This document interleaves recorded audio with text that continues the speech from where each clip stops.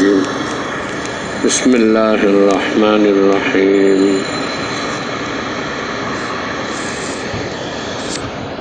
فألهمها فجورها وتقواها قد أفلح من زكاها وقد خاب من دساها صدق الله العظيم اللهم صل على محمد وعلى آل محمد كما صليت على إبراهيم وعلى آل إبراهيم إنك حميد مجيد اللهم بارك على محمد وعلى آل محمد كما باركت على إبراهيم وعلى آل إبراهيم إنك حميد مجيد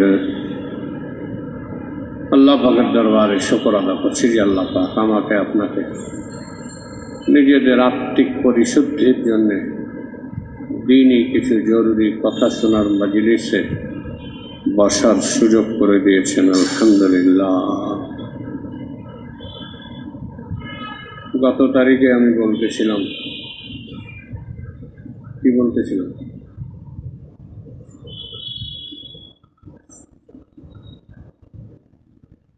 গত তারিখে কি বলছি কিচ্ছু মনে থাকে না।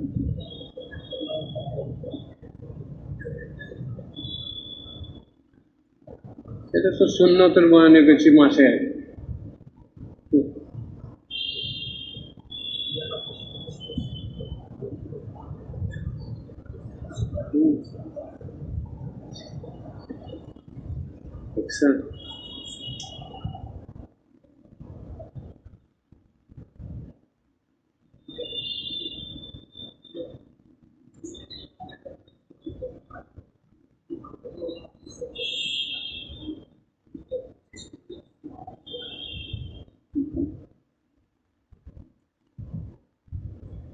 বুঝি নাই, কিছু বলেন নাই, কি বলছেন আমি বুঝি নাই।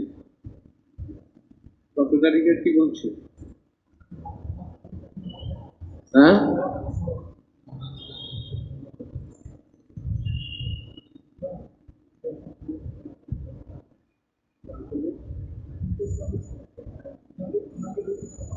হ্যাঁ,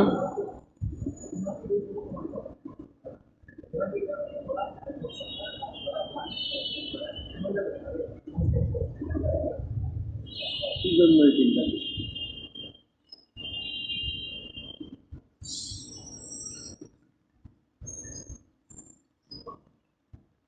বক্তাও চলো ভাই, বক্তাও যেরকম শ্রোতা হয়নি।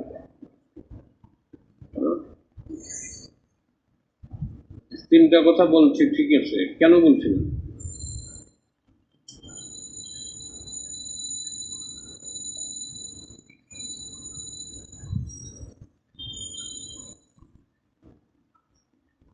ভারত থেকে পাকিস্তান যাইতেছিল,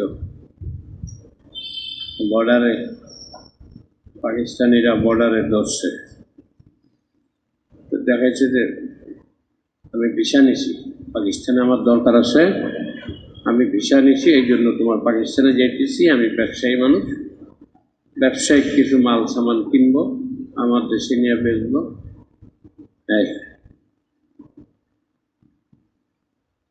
পাকিস্তানের ছিল পাঠান, কয় আমি ভিসা ভুসা বুঝি না, তুই কালেমা পাওয়া যায়।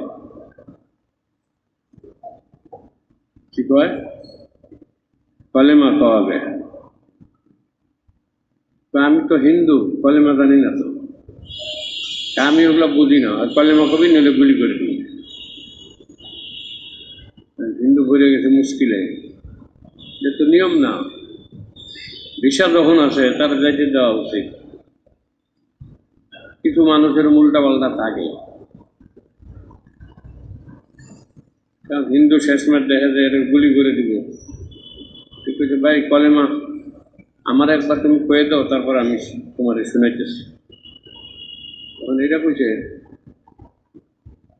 তখন পাঠান রাইফেল রাইখে দিছে, রাইখে দিয়ে আমি তো বললে গেছি, তোরে কি করবো?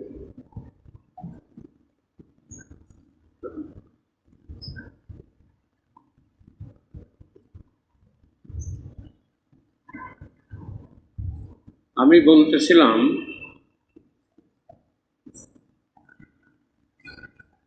একজন মানুষ দুনিয়াবি লাইনে বা আখেরাতের লাইনে যত পড়াশোনা করুক, যত ইলম হাসিল করুক, যদি নিজের নফসকে নিজের নিয়ন্ত্রণে না রাখতে পারে, তার সব কিছু কি হয়? বৃথা হয়। হাত তাপ্পা দিনী লাইনে বড় আলেম হয়েছে, ইমাম হয়েছে, খতিব হয়েছে, মুবাল্লিগ হয়েছে, মুফাসসির হয়েছে, মুহাদ্দিস, হাদিস পড়ায়, বুখারী পড়ায়। দুনিয়াবি লাইনে ডাক্তার হয়েছে, ইঞ্জিনিয়ার হয়েছে, পিএইচডি করে আসছে, এফসিএ করছে, অনেক ডিগ্রি নিছে, অনেক উচ্চ শিক্ষায় শিক্ষিত হয়েছে। উভয় ধরনের মানুষ, এই দিনী লাইনে বড় শিক্ষিত বড় আলেম হোক, আর দুনিয়াবি লাইনে শিক্ষা গ্রহণ করে দুনিয়াবি লাইনে কোনো ব্যক্তিত্ব হোক, উভয় ব্যক্তি ধ্বংস হয়ে যাবে, পথভ্রষ্ট হবে, এবং তাদের কলবে, চোখে, কানে আল্লাহ পর্দা ফেলে দিবেন, মোহর মেরে দিবেন, এরা হেদায়েত পাবে। একটা মারাত্মক গুনাহ, সেটা হলো নিজের নফসকে, নিজের প্রবৃত্তিকে মনিব বানানো। এটা কেউ স্বীকার করবে না। প্রভু মানা, দেখা যাবে যে আপনার রবকে, প্রভুকে আল্লাহ, কিন্তু বাস্তবে সে নিজের নফসকে প্রভু বানাইছে, মনিব বানাইছে। তার মানে তার মনে যেটা চায় সেটা করে, মনে যেটা চায় সেটা বলে, মনে যেটা চায় না সেটা করে না, মন যেটা বলতে চায় না ওটা বলে। তাহলে সে মন দিয়ে কি বানাইল? প্রভু বানাইল, মনিব বানাইল, এর ধ্বংস যে কেউ। এই জন্য দেখা গেছে দুনিয়াতে যে যারা ইসলামী বড় বড় স্কলার ছিল, ইসলামী লাইনে, দিনী লাইনে বড় শিক্ষা করেও অনেক সময় পথভ্রষ্ট হয়ে গেছে।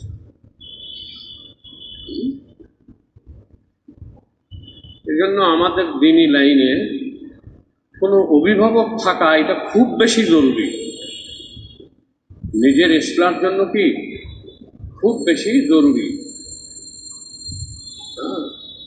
অন্যান্য লাইনেও কিন্তু ইসলাম আছে, দুনিয়াবি লাইনেও ইসলাম আছে। এমবিবিএস পাস করে ফেলছে,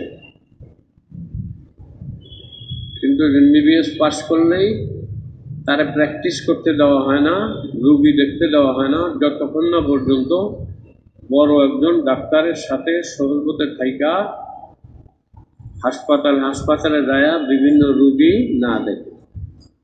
আমি হাসপাতালে দেখছি যে মেডিকেলের ছাত্ররা যারা এমবিবিএস পাস করে ফেলছে, এরাও আছে 2-3 জন, আর ডাক্তারও আছে। এরা ডাক্তারের সাথে থাকে, ডাক্তার কি করে, কিভাবে বলে, কিভাবে রোগী দেখে, এগুলো প্র্যাকটিক্যাল করে।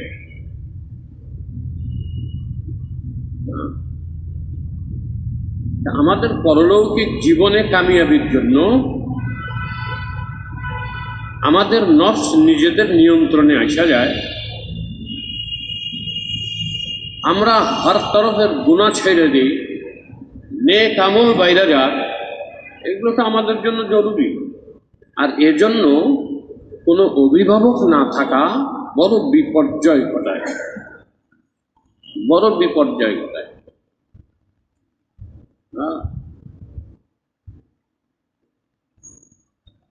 দেখা যায় একজন অনেক দিনী লাইনে অনেক বড় উপরে চলে গেছে, কেমনে এমন একটা কাম ঘটাইছে, যে কাম ঘটায় তার যত সুনাম ছিল, যত কি ছিল, যোগ্যতা ছিল, সব নষ্ট হয়েছে। এটার কারণ একমাত্র যে কোনো মুরব্বী না থাকা। যেহেতু দুনিয়াবি লাইনে নির্ধারিত সময় মুরব্বী মানলে ওই কাজটা করা যায়।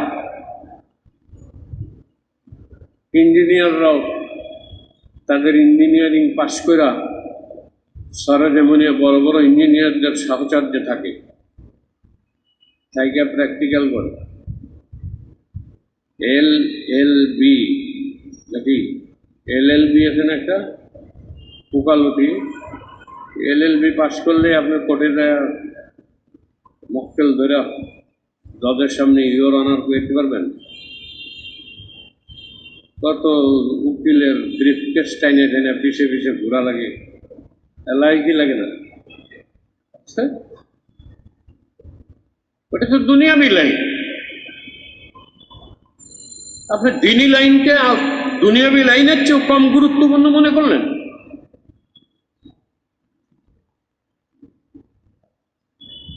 আল্লাহ নবী বলছেন, আলা ইন্না সিলাতা গালিয়া, আলা ইন্না সিলাতা গালিয়া।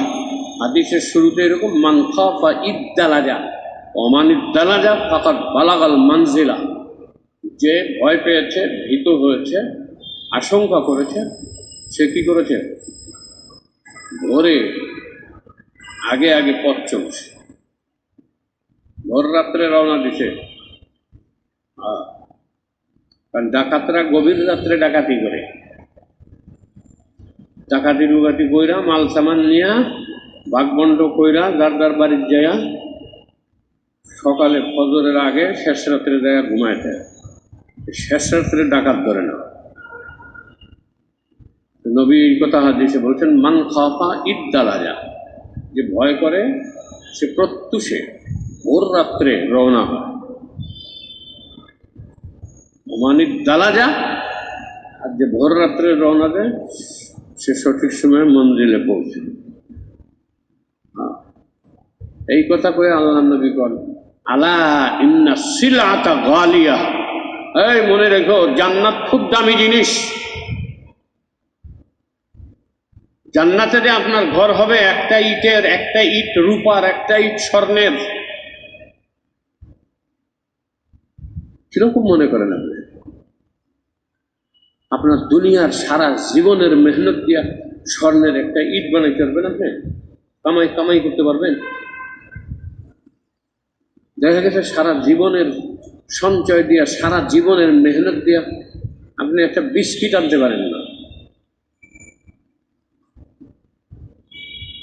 স্বর্ণের যে ছোট ছোট টুকরা পাওয়া যায়, এটি কি করে? স্বর্ণের বার বলে। স্বাভাবিক কথায় লেনদেনের বিস্কিট। যা বলে, ভাই 5টা বিস্কিট আছে, লাগবো? কোথায় কয়? স্বর্ণের দোকানে গিয়া। সৌদি গেছিলাম, 5টা বিস্কিট আনছি, লাগবো? দামাদামি করে। তারপরে সারা জীবনের মেহনত দিয়ে স্বর্ণের একটা বিস্কিট তো কিনতে পারবেন। অনেক মানুষ এরকম আছে। জান্নাতে একটা ইট, জান্নাতে আপনার যে বাড়ি হবে, আপনার ঘর হবে, একটা ঘর হবে না তো। জান্নাতে আপনাকে যে বাড়ি দেওয়া হবে, সেই বাড়িতে 70টা ঘর থাকবে। প্রত্যেক ঘরে 70টা কামরা থাকবে। প্রতি কামরায় একজন হুর থাকবে। প্রতি কামরায় দস্তরখান বিছানো থাকবে। সেখানে 70 কিসিমের খানা থাকবে। তাহলে কতগুলা খানা থাকলো? কতগুলা? 70টা কামরায়, 70টা ঘরে, প্রত্যেক ঘরে 70টা করে কামরা থাকবে। কতগুলো হবে? হিসাব করলে মাথা ঘুরবো, এলোমেলো হয়ে যাবে। সেই যে আপনার জান্নাতের ঘর, এর একটা ইট স্বর্ণের, একটা রূপার।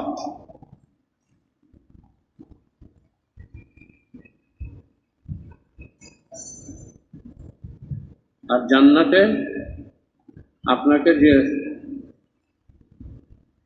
নারী দেওয়া হবে তারা পবিত্র, অপবিত্র না।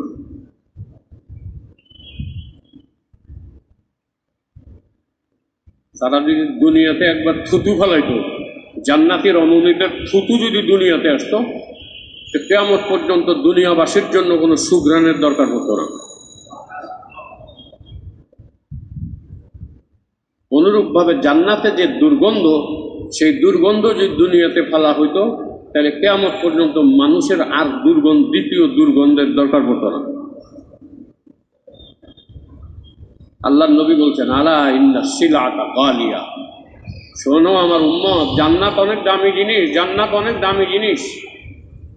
তোমার আমল দামি হইতে হবে, তোমার ইখলাস দামি হইতে হবে, আল্লাহর সাথে সম্পর্ক অনেক গভীর হইতে হবে, আমি নবীর সাথে সম্পর্ক গভীর হইতে হবে, মৃত্যু পর্যন্ত এইসব নিয়ে চলতে হবে, তারপরে তুমি জান্নাত পাইবা।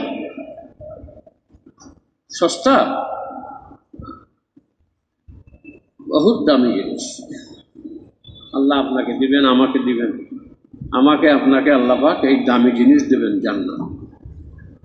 হ্যাঁ, জান্নাতের এত খানা খাবেন, বাথরুম লাগবেন।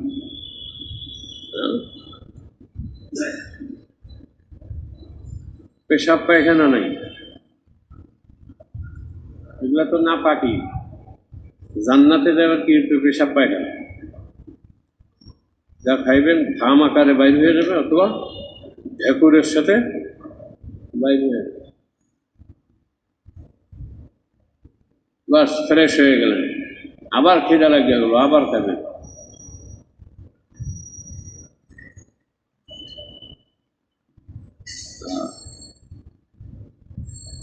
আগে কত খাইতে পারছি, এখন তো খাইতে পারি, পরিমাণের থেকে একটু বেশি খাইলে শরীরে অস্বস্তি লাগে।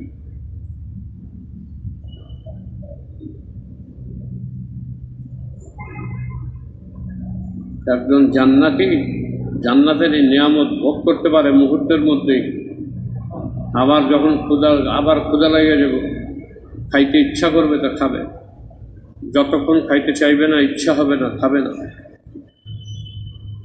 যদি মনে ইচ্ছা না হয় তো দুনিয়ার 2, 4, 5, 10 দিন, 10, 15 দিন, 20 দিন, 1 মাস, 2 মাস, 6 মাস চলে যাব, খাইতে মন চাইলে। ওইখানে হলো মন যা চায়, দুনিয়াতে মন যা চায় তা না। দুনিয়াতে মুরব্বি লাগবে। পার্থক্য ব্যাপারে যদি প্রত্যেক সাইডে মাহারাত, পাণ্ডিত্য, বুৎপত্তি অর্জনের জন্য যদি আপনার ওই লাইনের মাহারাত লাগে, সে দিনী লাইনে একজন আল্লাহর সাহচর্য ছাড়া, মুরব্বী ছাড়া আপনি জান্নাতের পথে চলবেন? এই জান্নাতের পথে এত সোজা? ওমর রাদিয়াল্লাহু তাআলা উবাই ইবনে কাবকে জিজ্ঞেস করছেন, উবাই, তুমি তো কোরআনের কারি, আল্লাহর নবী তোমার তেলাওয়াত শুনছেন আল্লাহর হুকুমে, আল্লাহর নবীকে আল্লাহ হুকুম করছেন উবাই ইবনে কাবের তেলাওয়াত শুনেন।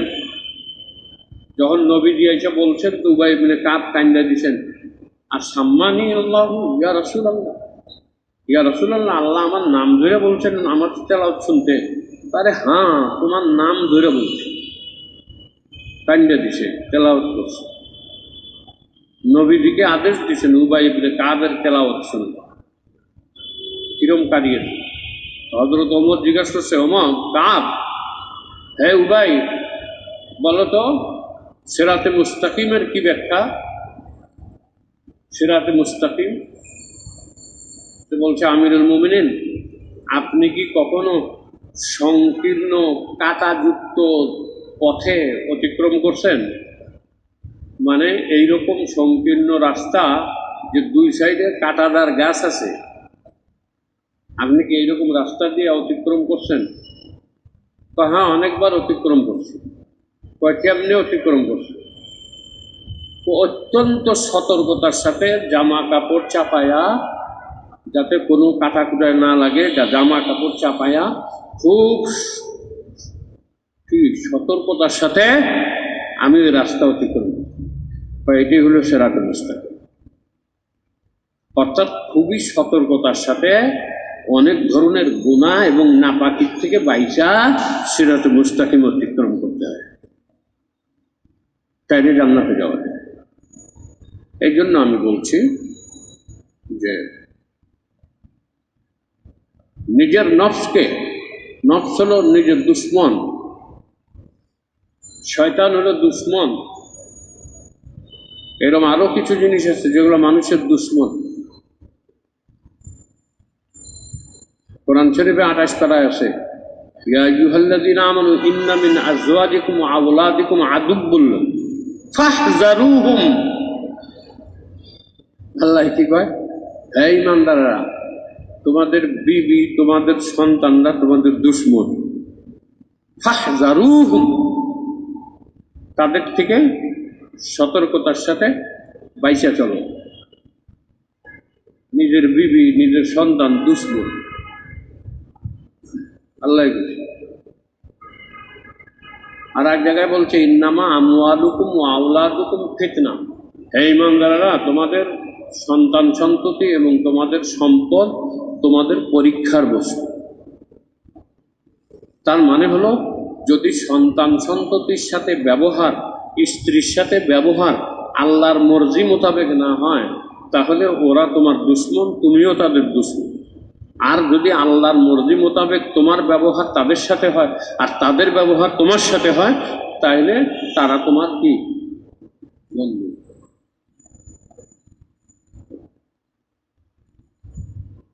অনেক মানুষ নিজের স্ত্রী পুত্র পরিজনের মুখে হাসি ফুটবে তাদের সন্তুষ্টির জন্য অন্যায় করে। ঘুষ খায় কেন? খাইতাম না, ঈদের সময় অনেক খরচা দিই, পোলাপানের জামা কাপড়, ঈদের নতুন জামা কাপড় কিনা দিতে হয়, বউয়ের নতুন কাপড় চোপড় দিতে হয়, আত্মীয় স্বজনদের দিতে হয়। এই জন্য ঈদের টাইমে একটু খাই। কি খায়? ঘুষ খায়, মানে ঘুষ গ্রহণ করে। ঘুষ খায় কেমনে? খায় মানে ভোগ করে, গ্রহণ করে। হ্যাঁ, এই যে ঘুষ অন্যায়, হারাম, খাইলো, গ্রহণ করলো, ভোগ করলো, তাদের জন্য নিজের বিবি বাল বাচ্চা।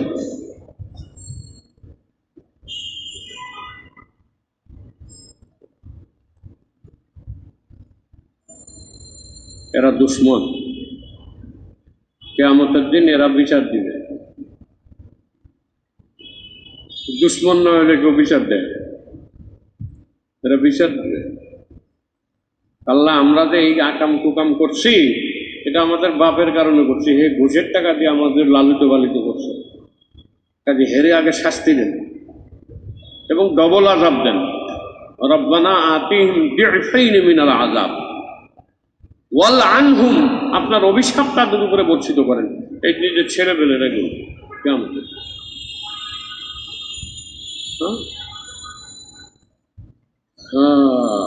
এই জন্য আমি বলছি যে ভাই, দোস্ত আর বুজুর্গ, নিজের ইসলামের জন্য কয়েকটা কাজ খুব জরুরি। সেটা হলো যে নিজের ইমানকে, পৃথিবীতে ইমানের চেয়ে দামি কোনো কিছুই নেই। এই জন্য ইমানকে খুব দামি, মূল্যবান মনে করা, যে এর চেয়ে দামি কোনো জিনিস নেই। কোরআনে পাকের তেলাওয়াত করা। আপনি যদি ইমান পাওয়া যান, এরপরে যদি কোরআনে কারিমের তেলাওয়াত সহি হয়ে যায়, তাহলে আপনি অনেক কিছু পাওয়া যান। 3 নম্বর বলছিলাম, আল্লাহওয়ালাদের সাহচর্য। এটা অনেক দামি জিনিস। দুনিয়াতে কতগুলো দামি জিনিসের কথা বলতেছিলাম, এই যে এখন মনে হয়েছে গত তারিখে কি বলতেছিলাম, গত সোমবারে কি বলতেছিলাম, এখন মনে হয় যে দুনিয়াতে থাইকা কতগুলা জিনিস খুব দামি। তার মধ্যে দুনিয়ার জিনিস তো দামি হইতে পারে না, কিন্তু দুনিয়াতে অবস্থানকালীন ইমান সবচেয়ে দামি।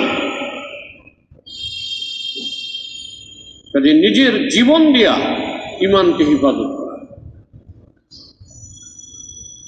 নবীজি সাল্লাল্লাহু আলাইহি ওয়াসাল্লাম যখন হিজরত করে মদিনায় যাইতেছেন, গারে সাওরের মধ্যে কয়দিন ছিলেন? কয়দিন? 3 দিন। এই 3 দিন আবু বকর সিদ্দিক আর নবী আলাইহিস সালাতু ওয়াস সালামকে খানা পৌঁছানোর দায়িত্ব কার ছিল জানেন? হযরত আসমা বিনতে আবি বকর। খানা রান্নার দায়িত্ব কার ছিল? আবু বকর সিদ্দিকের ওয়াইফের, উম্মে রুমানের।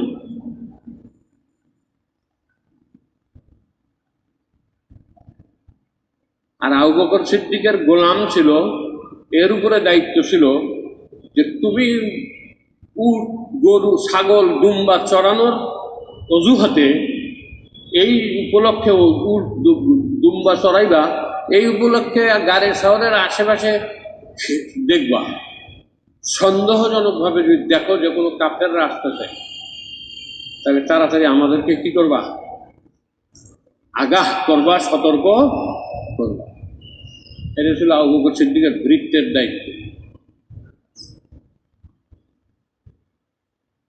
আর আবু বকর সিদ্দিক রাদিয়াল্লাহু তাআলা আনহুর দায়িত্ব ছিল নবী আলাইহিস সালাতু ওয়াস সালামকে আগে হিফাজত করা।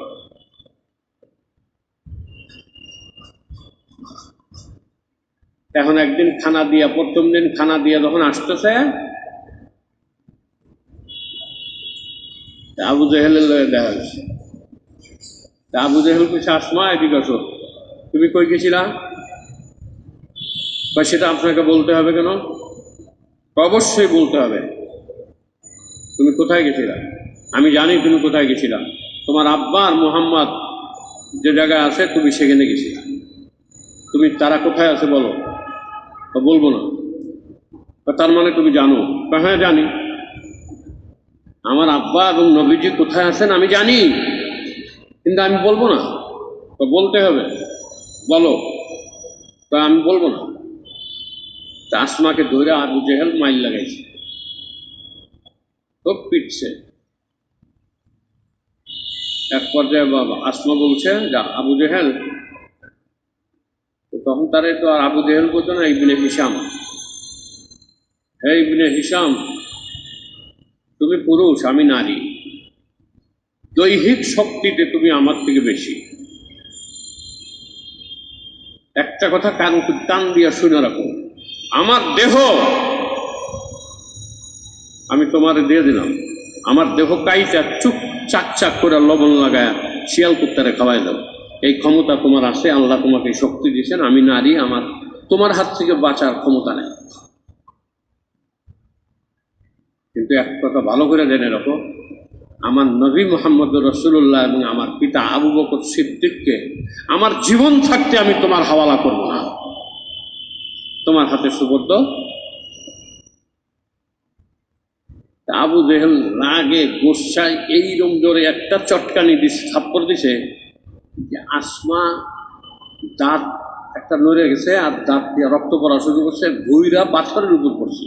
পাথরের উপরে পড়ার কারণে এই কপাল জখমি হয়েছে, ডাইন সাইডে জখমি হয়েছে। পরের দিন যখন খানা নিয়ে যায়, নবীজি সাল্লাল্লাহু আলাইহি ওয়াসাল্লাম দেখা বলছেন, আসমা কি ব্যাপার, তোমার কপালে জখম কিসের? বলতে চায় না। পরে নবীজি যখন বলছে, না আমার কাছে বলতে হবে, বলো কিসের জখম। তখন এই ঘটনা শুনে শোনায় বলছে, আমি আবু জেহেলকে কইছি আমার দেহ তোমার সুবর্দে দিলাম, তুমি আমার দেহ কাইটা টুকরা টুকরা করে হলো, আমার মৃত্যু হবে, কিন্তু আমি মুহাম্মদ রাসূলুল্লাহকে এবং আমার পিতাকে আমি তোমার হাওয়ালা করতে পারি। ওই গারে সওরের এই মুহূর্তে নবী আলাইহিস সালাতু ওয়াস সালামের পবিত্র জবান থেকে ঐতিহাসিক বাক্য বের হয়েছে। সেটা কি? আবু বকর, আমি আমার উম্মতের, আমার সাথীদের, আমার সমকালীন, আমার সময়কার যত জনের কাছে আমি ঋণী, যতভাবে আমি দুনিয়াতেই তাদের ঋণ পরিশোধ করে দিছি, কিন্তু আবু বকর আমি খুব দুঃখিত যে আমি তোমার ঋণ পরিশোধ করতে পারলাম না। তোমার ঋণ আখিরাতে আল্লাহ পরিশোধ করবে।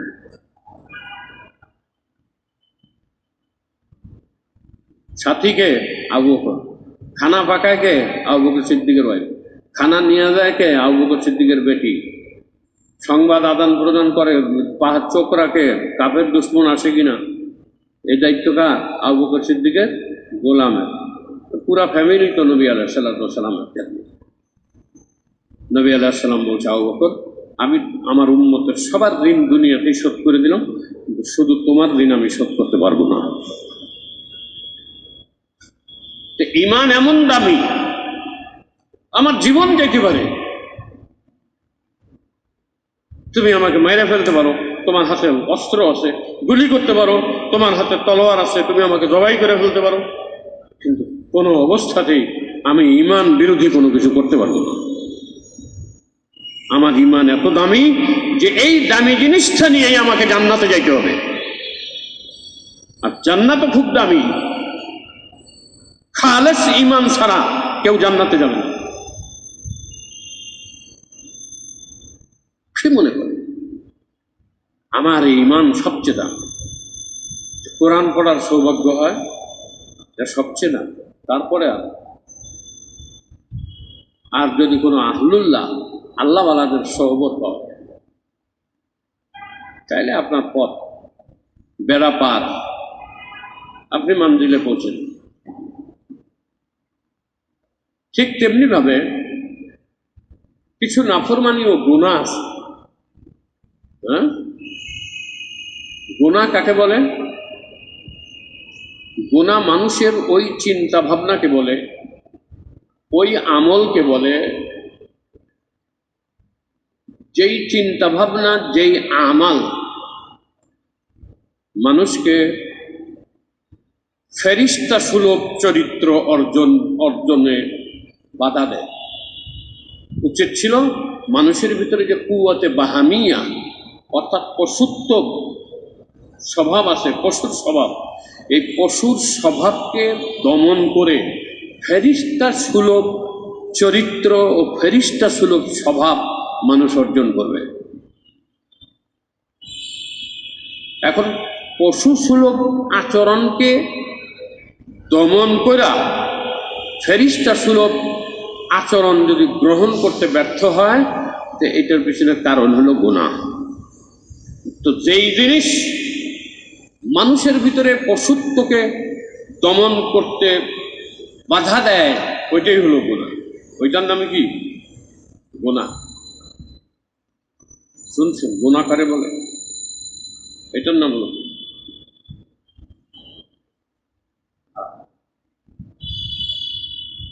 অথবা গুনার সংজ্ঞা এভাবে বলা যায়, ওই আমল, ওই আচরণ, ওই কথা, ওই চিন্তা ভাবনাকে গুনাহ বলে, যেই আমল, যেই আচরণ, যেই কথা, যেই চিন্তা ভাবনার দ্বারা আল্লাহ বেজার হইয়া যায়, নবী আলাইহিস সালাম বেজার হইয়া যায়, আল্লাহর সমস্ত ফরমাবরদার ফেরিস্তা হোক চাই আল্লাহর ওলি মানুষ হোক, এরা সব বেজার হইয়া যায়, এরা সব বেজার হইয়া যায়। হযরত ওসমান গনির কথা বলছি, মেম্বারে বৈশা বয়ান করতেছেন, সামনে সাহাবা আজমাইন, তখন তিনি আমিরুল মুমিনিন। একজন ব্যক্তি মসজিদে প্রবেশ করলো, হযরত ওসমান রাদিয়াল্লাহু তাআলা আনহু বললেন, প্রবেশ করার একটু পরেই হযরত ওসমান রাদিয়াল্লাহু তাআলা বলতেছেন, মানুষদের কি হলো যে তারা জিনা করে মসজিদে আসে, নবীর মসজিদে, তারা জিনা করে নবীর মসজিদে প্রবেশ করে। কামিক মানুষের চেহারায়, চোখের মধ্যে চোখের জিনার আসর দেখতে পাচ্ছি। এটা কি এমনি হয়েছে? ইমামে আজম ওযু করতে গেছেন ঘাটলায়, দেখেন যে পানির ভিতর থেকে জিনার গন্ধ আসতেছে। হাদিসে আসছে, যখন কোনো মুমিন মিথ্যা কথা বলে, এই মিথ্যার দুর্গন্ধে তার কাছে যে সহকারী ফেরিস্তা থাকে, সংরক্ষণকারী ফেরিস্তা থাকে, ও উভয় ফেরিস্তা 1 মাইল দূরে চলে যায় মিথ্যার দুর্গন্ধে। তাহলে বোঝা গেল যে গুনার একটা গন্ধ আছে, গুনার একটা এফেক্ট আছে। নেক আমলের দ্বারা যখন ফেরিস্তা সুলভ চরিত্র মানুষের মধ্যে আসে, কি আসে? যে ফেরিস্তারা আল্লাহর নাফরমানি করে না, ফেরিস্তারা নাপাক থাকে না, ফেরিস্তারা আল্লাহর জিকিরে থাকে, আল্লাহর ধ্যানে থাকে, সর্বাবস্থায় আল্লাহ পাকের আদেশের অপেক্ষায় থাকে। আল্লাহ যা আদেশ করেন তাৎক্ষণিকভাবে ফেরিস্তারা সেটা করে। এটাই হলো ফেরিস্তা সুলভ আচরণ। তো পশু সুলভ আচরণকে দমন কইরা ফেরিস্তা সুলভ আচরণকে হাসিল করতে আমালে সালেহা লাগে। কি লাগে? আমালে সালেহা। অনুরূপভাবে ফেরেশতা সুলভ আচরণকে বাধা দেওয়ার জন্য গুনাহ লাগে। গুনাহ,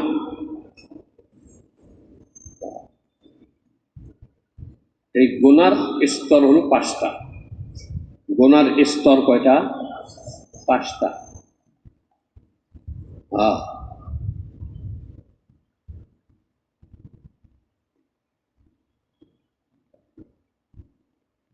প্রথম প্রকারটা হলো কুফরিয়া।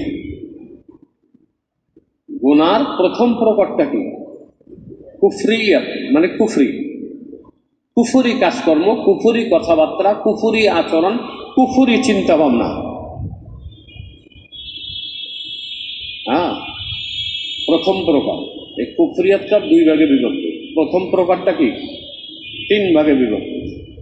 প্রথম প্রকারটা 3 ভাগে বিভক্ত।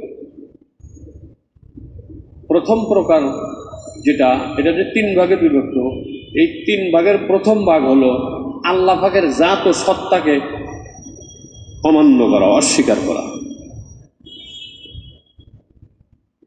এটাকে ইলহাদ বলে, নাস্তিকতা। আল্লাহর অস্তিত্বকে মানে।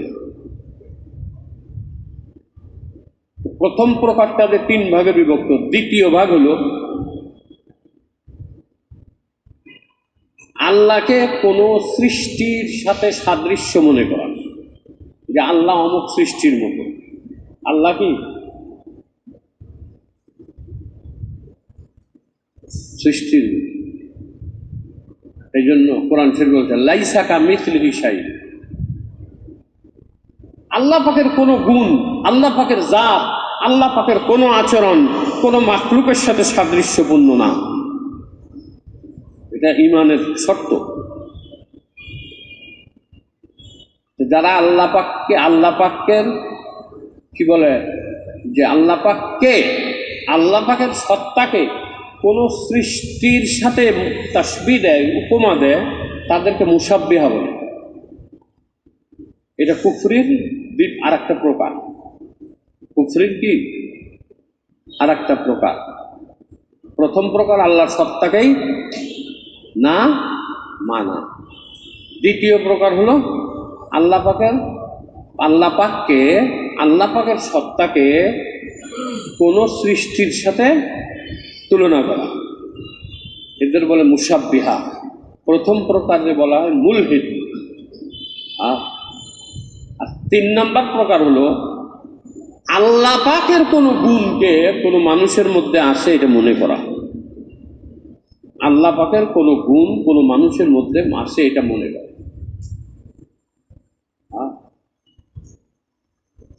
এটা হলো শিরিক। এটা কি শিরিক? যেমন উদাহরণস্বরূপ আল্লাহ পাকের একটা গুণ কি, আইনামা তুয়াল্লু ফাসাম্মা ওয়াজহুল্লাহ।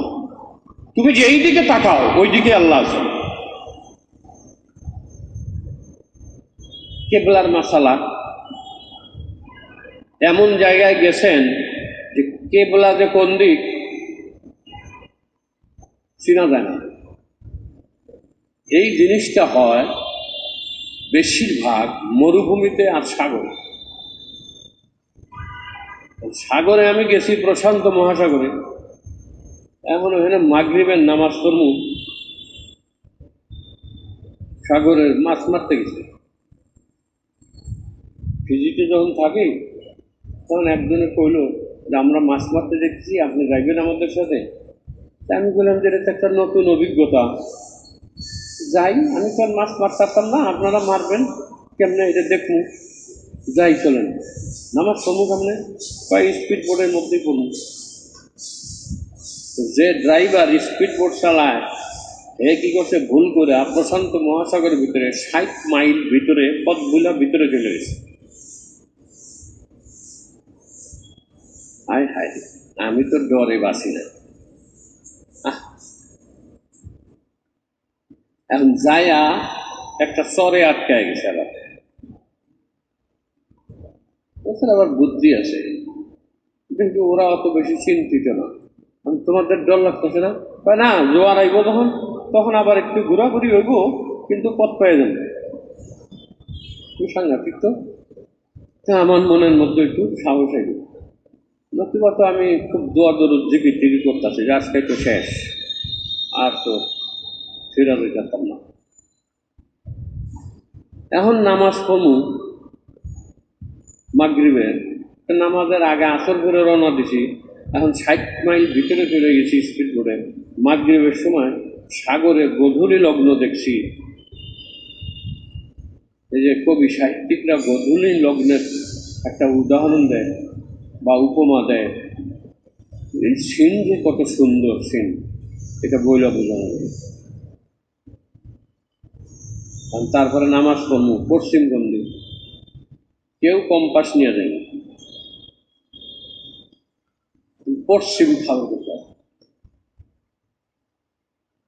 ওদের মধ্যে একজন আছিল, যে আমরা 4 জন গেছিলাম, এই 4 জনের মধ্যে একজন বলল, আমরা যেহেতু ওই দিক থেকে রওনা দিয়ে এই পাশে আসছি, আমার খুব বেশিরভাগ ধারণা যে পশ্চিম এই দিকে বুঝতে পেলাম। তো ওর কথা অনুযায়ী স্পিড বোর্ডে আমরা মাগরিবের নামাজ আদায়।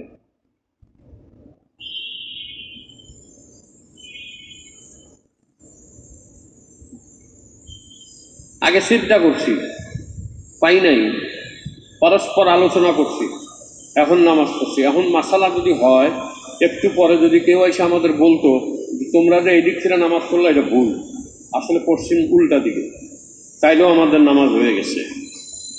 শেখার মাসালা হলো এই হয়ে গেছে। আপনি যদি এমন কোথাও যান যে কেবলা নির্ণয় করতে পারতেছেন না, আর এমন কোনো মানুষও পাচ্ছেন না যে আপনাকে কেবলা দেখায় দিবে, তখন তাহারি করা জরুরি, মানে চিন্তা ভাবনা করা জরুরি কোন দিক হইতে পারে। কোন দিক হইতে পারে চিন্তা করে যেই দিকে কেবলা আপনার মন সাক্ষী দিবে ওই দিকে ফিরে নামাজ পড়বে। বাস্তবতা যদি উল্টা হয় পরে জানা যায়, তাহলে আপনার নামাজ হয়ে গেছে। কেন? আল্লাহ পাক বলেন আইনা মা তুয়াল্লু ফাসাম্মা ওয়াজহু, তুমি যেই দিকেই ফিরো ওই দিকে আল্লাহ আছে।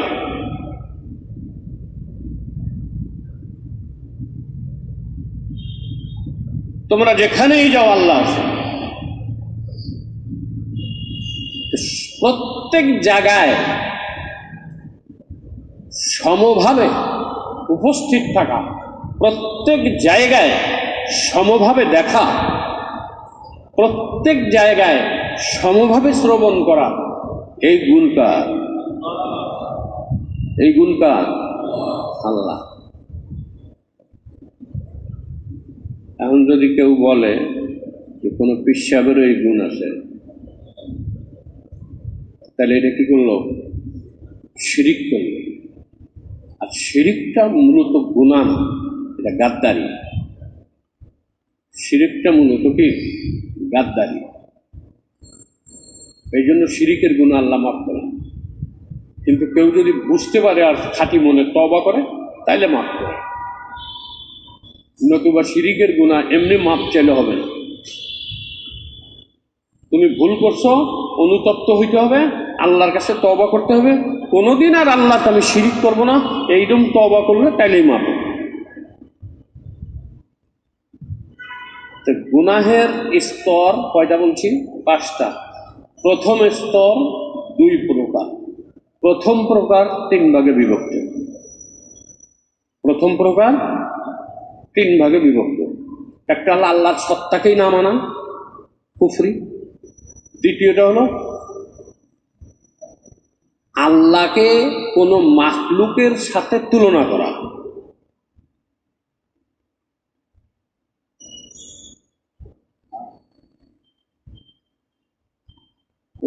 মনে করে হুলুল,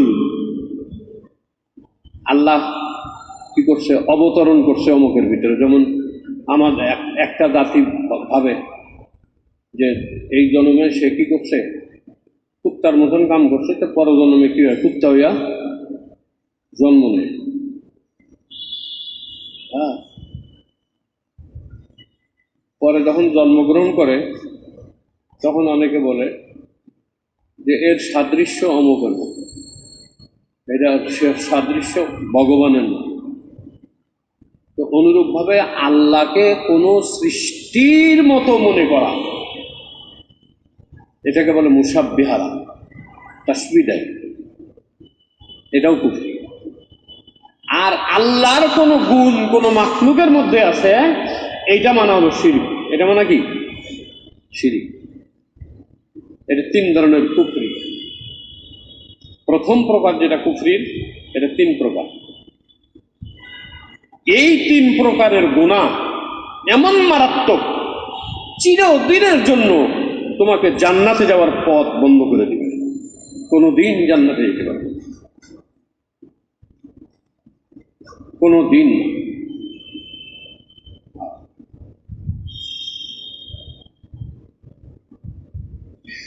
দ্বিতীয় প্রকার গুনার কি? গুনার না, এই যে প্রথম প্রকার যে কুফরি, এর প্রথম প্রকার গুনার স্তর কয়টা বললাম মনে রাখবেন? গুলাম 5টা। গুনার স্তর কয়টা? তার মধ্যে প্রথম প্রকার হলো কুফরি। কি প্রথম প্রকার? কুফরি। এটা কয় ভাগে বিভক্ত? 3 ভাগে বিভক্ত। কুফরিটা 2 ভাগে বিভক্ত। প্রথম ভাগটা হলো 3 ভাগে বিভক্ত, আর দ্বিতীয় ভাগ সেটা হলো এরাজ আনিদ দ্বীন। দ্বীনের কোনো বিষয় থেকে কি করা? এরাজ করা, মুখ ফিরায় নেওয়া। দ্বীনি কোনো বিষয় থেকে কি করা? মুখ ফিরায় নেওয়া। এটাও কুফরি। কি করলেন? রাস্তা দিয়ে যাইতেছেন, যাইতেই দেখেন যে আপনার পরিচিত এক লোক দাঁড়া রয়েছে, এই মনে করেন আমাদের মোবাইল লাগে যে আবু তাহের দাঁড়া রয়েছে, আর আপনার লগে আবু তাহের খাতির আছে। এখন আপনি চিন্তা করছেন এই দিক দিয়ে গেলে আবু তাহের যে খারাপ রয়েছে, গেলেই ধরবো কবর নামাজের টাইমে গেছে, আহেন মসজিদে। আপনি বললেন যে আমি নামাজ পড়ব। আবু তাহেরের লগে দেখা হইলে কি হলো? যে মসজিদে টাইনা লয়ে যাবে, হয়তো এই কামই করে মানুষের দিনের দাওয়াত দেয়। তা আপনি কি করলেন? উল্টা ঘুরা অন্য পথে গেলেন। উদ্দেশ্য কি? নামাজ পড়তেন। এটার নাম কি? দিনের থেকে এরাজ করা, মানে দিনই কোনো বিষয়কে পাশ কাটিয়ে চলা। এইটাকে আপনারা বলেন দিনই কোনো কাজকে অ্যাভয়েড করা। দিনই কোনো কাজকে কি করা? অ্যাভয়েড করা। অ্যাভয়েড করা মানে পাশ কাটাইয়া চলা। এটা কিন্তু কুফরির অন্তর্ভুক্ত। এটা কি? কুফরির অন্তর্ভুক্ত। আমি পর্দার ব্যাপারে খুব শক্ত কথা বলি, এই জন্য মুসল্লিরা বলে যে এই ইমামদের রাহুল যাবে।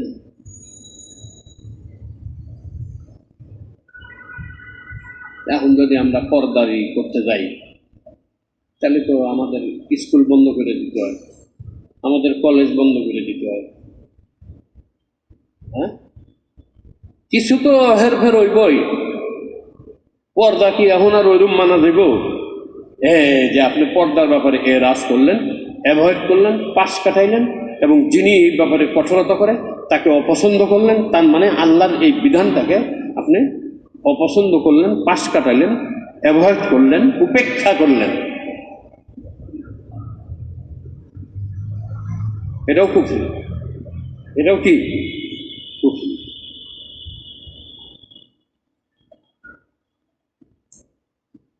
আমি গণতন্ত্রের বিষয়ে বললাম, সহি মানা। এখন আমার এই আয়াত ধরে রয়েছে, যে অর্ডার করছে সে ওই বিষয়টাকে, আমার কথাটাকে অসত্য মনে করছে, বা যদি মুসলমানও হয়ে থাকে, দিনের এই ব্যাপারটাকে সে অপছন্দ করছে, পাশ কাটাইছে, উপেক্ষা করছে, এটাও কুফরি। এটাও কি? আপনি নামাজকে পাশ কাটান কেন? ঠিক আছে, আবু তাহের সাহেব আছে, বা আমি ইমাম সাহেব দ্বারা রয়েছি, ইমাম সাহেব যদি ধরে, তা আপনি বলেন আমি অবশ্যই নামাজ পড়বো, তো আমি একটু বাসায় গিয়া পড়ি। যেমন স্কুল কলেজ অনেক খোলাপান কর, হুজুর আমি মসজিদে যাইতাম, একটু প্যান্টে একটু সমস্যা আছে। প্যান্টে কি আছে? একটু সমস্যা আছে, বুঝলেন না? মানে এখন না পড়ার তাল। বোঝা যায় যে এ তো পড়তে চায় কিন্তু অস্বীকার করে নাই। আর একজন যখন নামাজ পড়তো না, আর হে আমার দেখলেই নামাজ ধরে লইয়া যেতে চাইব মসজিদে, কাজে এই রাস্তায় যাবো না, আমি এই দিকটা যাই। তিনই ব্যাপারে এরাজ করা, উপেক্ষা করে পাশ কাটাইয়া দেওয়া, এটা কুফরি।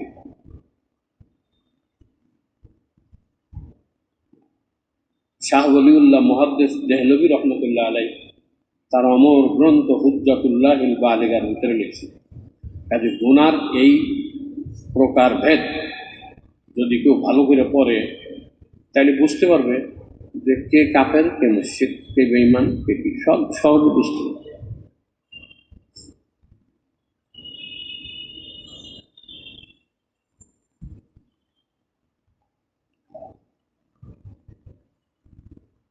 গুনার দ্বিতীয় প্রকার, ভালো করে মনে রাখেন, গুনাহ কয় প্রকার? প্রথম প্রকার কয় ভাগে বিভক্ত? দুই ভাগে বিভক্ত। প্রথম নাম্বার ভাগ হলো কুফরি, প্রথম নাম্বার ভাগ কুফরি, কুফরিটা হলো দুই ভাগে। গুনাহ পাঁচ ভাগে বিভক্ত, গুনার স্তর কয়টা? পাঁচটা, তার মধ্যে এক নাম্বার হলো কুফরি। এক নাম্বার কি? কুফরি। এই কুফরিটা আবার দুই রকম। এই কুফরিটা আবার কয় রকম? দুই রকম। প্রথম প্রকার যেটা, সেটা আবার তিন ভাগে বিভক্ত। একটা হলো এলহাদ, আর একটা হলো তাসবিহ, আর একটা হলো শিরক। এই তিন রকম। আর কুফরির দ্বিতীয় প্রকার হলো এরাজ আনিদ দ্বীন, দিনকে উপেক্ষা করা, পাশ কাটাইয়া যাওয়া। আপনি ইমানদার, আপনি দিনকে উপেক্ষা করেন, আপনি কেমন ইমানদার?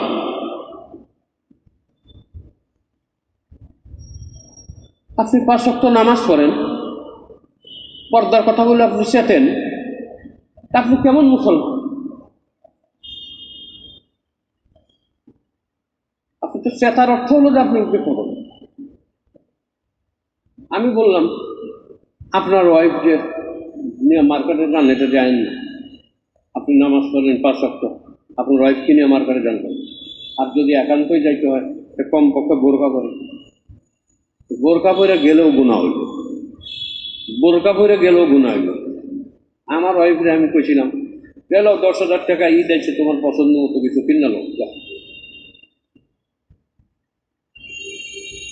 সারা জীবন আপনি কিনে দিলেন, আজকে আবার আমি মার্কেটে যাবো, এটা কোন ধরনের কথা? আমি তো কইছি এর একটু বুঝবার লেখা, দেহি কি কয়, হট করে যাইতে চায় না কি কয়, এটা জানার লেগে আমি বলছি। সারা জীবন আপনার যেটা কিনে দিলেন সেটাই কিনলাম, আজকে আবার আমার মার্কেটে যাওয়া লাগবো কোন দরকারে? আমি দেহ কোনো সময় তো তোমার হাতে এত টাকা পয়সা দিতে পারিনি, আমরা মৌলবি সব মানুষ এত টাকা পাম করি, যে আজকে কিছু টাকা পয়সা আছে, এখন নিজের সময় পাইছি, তো 10,000 টাকা তুমি নিয়ে যাও, তুমি যে কাপড় কিনতে চাও কিনো, এর লিগে আপনার যেটা মন চায় সেটা কিনে এনে দেন, দরকার যথেষ্ট, আমার মার্কেটে দেয় কিনো লাগে কেন? তুমি যে কিনলে তো ভালা পছন্দ কিনতে পারবা, ভালা তো বুঝলাম, কিন্তু আমি যে বোরকা পিন্ডা দামু, আমাকে তো মানুষে দেখবো না, কিন্তু আমি তো বেগানা মহিলাদের দেখবো, আর পুরুষদের দেখবো, তাদের সাথে কথা কম। আমার দিয়ে এটা করাতে চান কে? আপনি ইমাম সব মানুষ, হুজুর মানুষ, আমার কর। আরে আমার বউটা কত ভালো, হ্যাঁ, এইরকম যদি বউ সবার থাকতো, মনে মনে করলাম তখন এটা করছি।